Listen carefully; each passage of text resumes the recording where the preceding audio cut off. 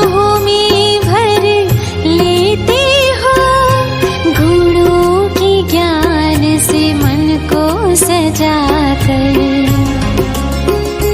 गुणवान बना देते हो।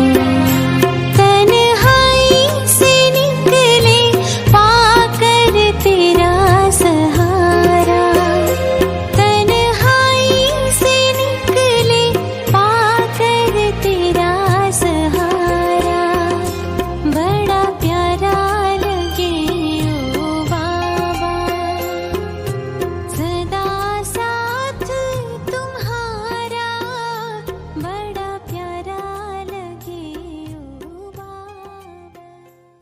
ओम शांति। Good morning. 27 अगस्त 2022 प्रातः मुरली। शिव भोले बाबा के मीठे बोल। मीठे बच्चे, तुम इस बेहद लीला रूपी नाटक को जानते हो। तुम हो हीरो पाठधारी। तुम्हें बाप ने आकर अभी जागृत किया है। प्रश्न, बाप का फरमान कौन सा है जिसे पालन करने से विकारों की पीड़ा से बच सकते हैं? उत्तर, बाप का फरमान है, पहले 7 रोज भट्टी में बैठो। तुम बच्चों के पास जब कोई आत्मा 5 विकारों से पीड़ित आती है तो उससे बोलो कि 7 रोज का टाइम चाहिए, कम से कम 7 रोज तो दो, तो तुम्हें हम समझाएं कि 5 विकारों की बीमारी कैसे दूर हो सकती है। जास्ती प्रश्न उत्तर करने वालों को तुम बोल सकते हो कि पहले 7 रोज का कोर्स करो। गीत ओम नमो शिवाय। ओम शांति। बच्चों ने बाप की महिमा सुनी। यह जो बेहद की लीला रूपी नाटक है, उनकी लीला के आदि मध्य अंत को तुम बच्चे जानते हो। वो लोग समझते हैं कि ईश्वर की माया अपरम अपार है। अब तुम्हारी बुद्धि में जागृति आई है और तुम सारी बेहद की लीला को जान चुके हो, परंतु यथार्थ रीति जैसे बाप समझा रहे हैं, ऐसे बच्चे नंबरवार पुरुषार्थ अनुसार ही समझा सकते हैं। मनुष्य उन एक्टर्स को देखने के लिए उनके पिछाड़ी भागते हैं। तुम समझते हो यह बेहद का ड्रामा है जो दुनिया के मनुष्य नहीं जानते। गाया जाता है, मनुष्य कुंभकर्ण की आसुरी नींद में सोए पड़े हैं। अब रोशनी मिली है तब तुम जागे हो। यह भी कहेंगे, हम तुम सब सोए पड़े थे, अभी तुमको पुरुषार्थ करना है। वह तो कह देते हैं ईश्वर सर्वव्यापी है, वह अपने से ऐसी ऐसी बातें कर न सके। अपने से तुमको बातें करनी है। हम आत्माएं बाप से मिली है, बाप ने कितना जागृत किया है। यह बेहद की लीला है। उसमें मुख्य एक्टर्स, डायरेक्टर, क्रिएटर कौन है वह जानते हैं। इसलिए तुम पूछते हो इस नाटक में कौन कौन मुख्य एक्टर हैं। शास्त्रों में लिख दिया है, कौरव सेना में कौन बड़े हैं, पांडव सेना में कौन बड़े हैं। यहाँ फिर है बेहद की बात। मूल वतन, सूक्ष्म वतन, स्थूल वतन के आदि मध्य अंत को जानना है। ब्रह्मा और विष्णु का पाठ यहाँ चलता है। विष्णु का रूप है एम ऑब्जेक्ट। यह पद पाना है। गाते भी हैं, ब्रह्मा देवता नमः, विष्णु देवता नमः, शंकर देवता नमः। फिर कहते हैं शिव परमात्मा नमः। उनको निराकार ही कहते हैं। परम पिता परमात्मा कहते हैं तो बाप हुआ ना। सिर्फ परमात्मा कह देने से पिता अक्षर नहीं आता, तो सर्वव्यापी कह देते हैं। इसीलिए मनुष्यों को कुछ समझ में नहीं आता, जैसे तुम भी नहीं समझते थे। बाप आकर पतितों को पावन बनाते हैं, यह किसी को पता नहीं है। तुम बच्चे अभी कितने समझदार बन गए हो। आदि से लेकर अंत तक तुम सब कुछ जान गए हो। ड्रामा देखने जो पहले जाएंगे तो जरूर आदि मध्य अंत सारा देखेंगे और बुद्धि में रहेगा हमने यह देखा है। फिर भी चाहना हो देखने की तो देख सकते हैं। वह तो हुआ हद का नाटक, तुम तो बेहद के नाटक को जान गए हो। सतयुग में प्रारब्ध जाकर पाएंगे, फिर यह नाटक भूल जाएगा। फिर समय पर यह ज्ञान मिलेगा। तो यह भी समझने की बातें हैं। कोई भी बात में प्रश्न उत्तर करने की दरकार नहीं रहती। 7 रोज भट्टी के लिए कहा जाता है, परंतु 7 रोज बैठना भी बड़ा मुश्किल है। सुनने से ही घबरा जाते हैं। समझाया जाता है।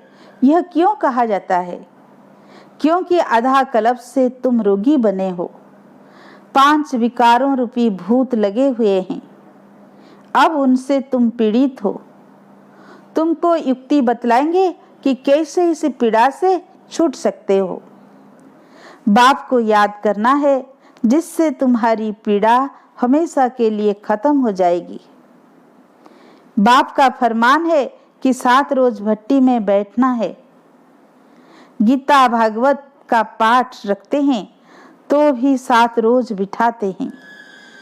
यह भट्टी है, सब तो नहीं बैठ सकते। कोई कहाँ है। आगे चलकर बहुत वृद्धि को पाएंगे। यह सब है रुद्र ज्ञान यज्ञ की शाखाएं। जैसे बाप के बहुत नाम रखे हैं, वैसे इस रुद्र ज्ञान यज्ञ के भी बहुत नाम रख दिए हैं। रुद्र कहा जाता है परम पिता परमात्मा को, सो तुम जानते हो। राजस्व अश्वमेध अर्थात यह रथ इस यज्ञ में स्वाहा करना है। बाकी जाकर आत्माएं रहती है। सबके शरीर स्वाहा होने हैं। हालांकि होती है ना, विनाश के समय सबके शरीर इस यज्ञ में स्वाहा होंगे। सबके शरीरों की आहुति पड़नी है। परंतु तुम बाप से पहले वर्षा लेते हो। जाना तो सभी को है। रावण का बहुत बड़ा परिवार है। तुम्हारा है सिर्फ दैवी परिवार छोटा। आसुरी परिवार तो कितना बड़ा है। वो कोई देवता बनने वाले नहीं है। जो और धर्मों में कन्वर्ट हो गए हैं वो सब निकल आएंगे। परम पिता परमात्मा ब्रह्मा मुख द्वारा मुख वंशावली रचते हैं। बाबा ने समझाया है, पहले हमेशा स्त्री को अडॉप्ट करते हैं, फिर रचना रचते हैं। वह तो है कुख वंशावली। यह सारी रचना है मुख वंशावली। तुम उत्तम ठहरे क्योंकि तुम श्रेष्ठाचारी बनते हो। तुमको सिर्फ बाप को ही याद करना है, क्योंकि ब्राह्मणों को बाप के पास ही जाना है। तुम जानते हो, वापिस घर जाकर फिर सतयुग में आकर पाठ बजाना है सुख का। बहुत लोग समझते हैं, फिर भी 7 रोज देते नहीं है, तो समझा जाता है यह अपने घराने का अनन्य नहीं है। अनन्य होंगे तो उनको बड़ा अच्छा लगेगा। कई 5, 8, 15 दिन भी रह जाते हैं, फिर संग न मिलने के कारण गुम हो जाते हैं। विनाश नजदीक आएगा तो सबको यहाँ आना ही है। राजधानी स्थापन होनी है। नंबरवार जैसे कल्प पहले पुरुषार्थ किया है वह अभी भी करेंगे। तुम्हारी बुद्धि में है, हम बाप से वर्षा ले रहे हैं पुरुषार्थ अनुसार। जितना हम याद करेंगे, कर्मातीत बनेंगे, उतना उच्च पद पाएंगे। पहले पहले सृष्टि सतो प्रधान थी, अब तो तमो प्रधान है। भारत को ही प्राचीन कहते हैं। तुम जानते हो, हम 100 देवता थे, फिर 84 जन्म पास किए, अब फिर बाप के पास आए हैं वर्षा लेने। बाप आए हैं पावन बनाने। पतित बनाता है रावण। हम बेहद के मुख्य ऑलराउंड पाठधारी हैं। सूर्यवंशी चंद्रवंशी चक्र लगाकर अब सूर्यवंशी से फिर ब्राह्मण वर्ण में आए हैं। ब्राह्मण तो जरूर चाहिए ना, ब्राह्मण है चोटी, ब्राह्मण चोटी रखवाते हैं। देवता धर्म भी बड़ा है, यह तो बुद्धि में है ना। हम बेहद ड्रामा में ऑलराउंड पार्ट बजाने वाले हैं। यह वर्ण भारत के लिए ही गाए गए हैं। अक्सर करके विष्णु को ही दिखाते हैं, उसमें शिव बाबा और ब्राह्मणों की चोटी उड़ा दी है, वह दिखाते नहीं है। अभी तुम्हारी बुद्धि में 84 जन्मों का राज बैठा हुआ है। तुम कितने जन्म लेते हो, दूसरे धर्म वाले कितने जन्म लेते हैं, एक जैसे जन्म तो नहीं ले सकते। पीछे आने वालों के जन्म कम हो जाएंगे, पहले पहले आने वालों के ही 84 जन्म कहेंगे। सब थोड़े सूर्यवंशी में आएंगे, यह भी हिसाब है, इनको डिटेल कहा जाता है। बहुत बच्चे भूल जाते हैं, स्कूल में भी फर्स्ट सेकेंड ग्रेड तो रहती है ना। पहली पहली नज़र टीचर की फर्स्ट ग्रेड वालों की तरफ ही जाएगी। तो तुम्हारी बुद्धि में सारी रोशनी है, बाकी एक एक की डिटेल में तो जा नहीं सकते। मुख्य धर्मों का समझाया जाता है, सारे ड्रामा की लीला को बुद्धि में रखते हुए फिर भी तुम समझते हो कि हमको अब वापिस लौटना है। जब हम कर्मातीत अवस्था को पाएंगे तब ही गोल्डन एज के लायक बनेंगे। बाप को याद करने से हमारी आत्मा पवित्र बन जाएगी, फिर चोला भी पवित्र मिलेगा। बाप को याद करते करते हम गोल्डन एज में चले जाएंगे। अपना टेम्परेचर देखना होता है, जितना ऊंच जाएंगे उतना खुशी का पारा चढ़ेगा। नीचे उतरने से खुशी का पारा भी नीचे उतर जाता है।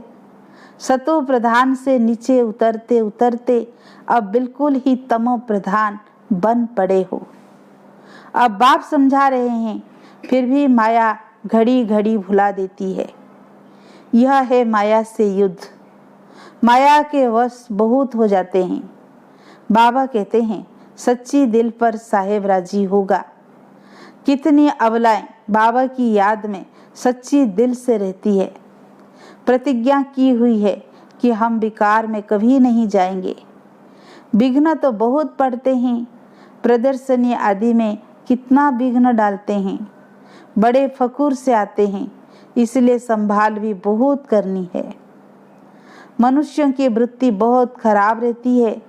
पंचायती राज्य है ना, फिर सतयुग में होते हैं 100% religious, righteous, lawful, solvent, duty government. तो तुम बच्चों को बड़ी मेहनत करनी है। चित्र भी बहुत बनते रहते हैं। इतना बड़ा चित्र हो जो मनुष्य दूर से ही पढ़ सके।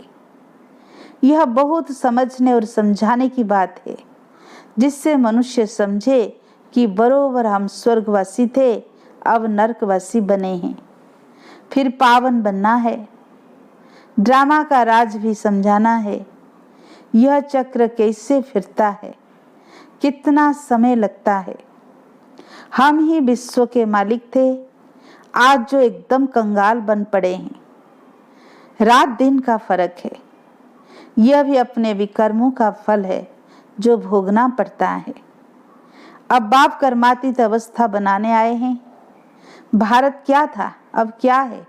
अब इस युद्ध में सारी दुनिया स्वाहा होनी है। यह भी तुम बच्चे जानते हो। बाबा कहते हैं खूब पुरुषार्थ कर महाराजा महारानी बनकर दिखाओ। चित्रों पर बहुत अच्छी रीति समझाना है। बुद्धि में यही याद रहे कि हम कितना ऊंच थे, फिर कितना नीचे गिरे हैं। गिरे हुए तो बहुत तुम्हारे पास आएंगे। गणिकाओं अहल्याओं को भी उठाना है। उन्हों को जब तुम उठाओ तब ही तुम्हारा नाम वाला होगा। अब तक किसी की बुद्धि में बैठता नहीं है। दिल्ली से आवाज निकलना चाहिए, वहाँ झट नाम होगा, परंतु अर्जुन देरी दिखाई देती है। अबलाओं गणिकाओं को बाबा कितना ऊंचा कर उठाते हैं। तुम ऐसे ऐसे का उद्धार जब करेंगे तब नाम वाला होगा। बाबा कहते हैं ना, अभी तक आत्मा अर्जुन रजो तक आई है, अभी सतो तक आना है।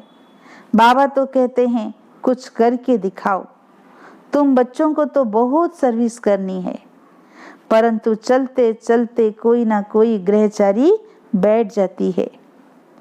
कमाई में ग्रहचारी होती है ना, माया बिल्ली बेहोश कर देती है। गुल बकावली का खेल है ना। बच्चे तो खुद समझ सकते हैं कि बाप दादा के दिल पर कौन चढ़ सकते हैं।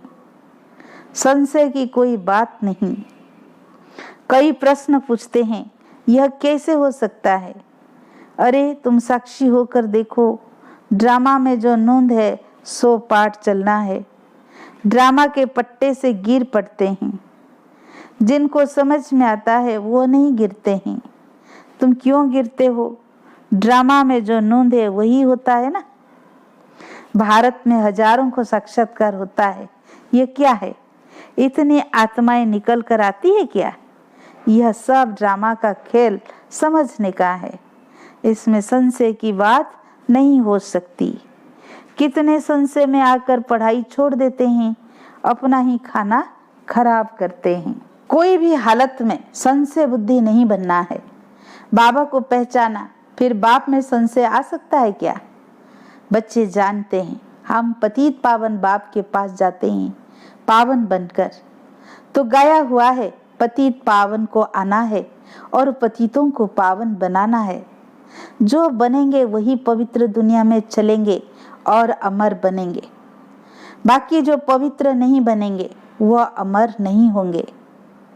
तुम अमर दुनिया के मालिक बनते हो। बाबा कितना ऊंच वर्षा देते हैं। पवित्र ऐसा बनते हैं जो फिर 21 जन्म पवित्र रहते हैं। सन्यासी तो फिर भी विकार से जन्म लेते हैं, अमरपुरी के लायक नहीं बनते हैं। अमरपुरी का लायक बाबा बनाते हैं। यह अमर कथा पार्वतियों को अमरनाथ बाबा शिव ही सुना रहे हैं। बच्चे आए हैं बेहद बाबा के पास, वर्षा तो लेना ही है ना। यहाँ सागर के पास आते ही हो रिफ्रेश होने के लिए, फिर जाकर आप सामान बनाना है। तो बच्चों का भी यही धंधा हुआ। अच्छा, मीठे मीठे सिक्की लदे बच्चों प्रति माता पिता बाप दादा का याद प्यार और गुड मॉर्निंग। रूहानी बाप की रूहानी बच्चों को नमस्ते। हम रूहानी बच्चों की रूहानी माता पिता बाप दादा को याद प्यार गुड मॉर्निंग नमस्ते नमस्ते। प्यारे बाबा को शुक्रिया शुक्रिया शुक्रिया। धारणा के लिए मुख्य सार, फर्स्ट पॉइंट, किसी भी बात में संशय नहीं उठाना है। ड्रामा को साक्षी होकर देखना है। कभी भी अपना रजिस्टर खराब नहीं करना है। सेकेंड पॉइंट, कर्मातीत अवस्था तक पहुंचने के लिए याद में रहने का पूरा पुरुषार्थ करना है। सच्चे दिल से बाप को याद करना है। अपनी स्थिति का टेम्परेचर अपने आप देखना है। आज का वरदान, संतुष्टता के खजाने द्वारा हद की इच्छाओं को समाप्त करने वाले सदा संतुष्ट मणि भव। जिसके पास संतुष्टता का खजाना है उनके पास सब कुछ है। जो थोड़े में संतुष्ट रहते हैं उन्हें सर्व प्राप्तियों की अनुभूति होती है, और जिसके पास संतुष्टता नहीं तो सब कुछ होते भी कुछ नहीं है। क्योंकि असंतुष्ट आत्मा सदा इच्छाओं के वश होती है। उसकी एक इच्छा पूरी होगी तो और 10 इच्छाएं उत्पन्न हो जाएगी। इसलिए हद के इच्छा मात्रम अविद्या, तब कहेंगे संतुष्ट मणि। आज का स्लोगन, स्मृति का स्विच सदा ऑन रहे तो मूड ऑफ हो नहीं सकती। स्मृति का स्विच सदा ऑन रहे तो मूड ऑफ हो नहीं सकती। अच्छा, ओम शांति।